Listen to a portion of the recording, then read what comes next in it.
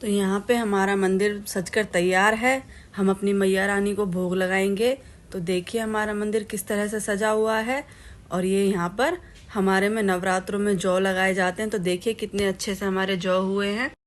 तो मैंने यहाँ पे कंजकों के लिए थालियां तैयार कर ली हैं। तो हम अपनी कंजकों को लगाएंगे भोग।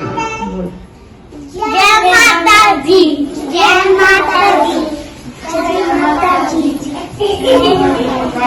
जय माता दी, जय माता दी, जय माता दी, जय माता दी, जय माता दी, जय माता दी, जय माता दी, जय माता दी, जय माता दी। तो यहाँ पे हम कन्याओं के पैर धो रहे हैं। और ये हमारा लांगुर है।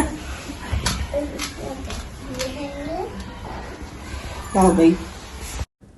तो अब कंजकों को करेंगे तिलक एक एक करके।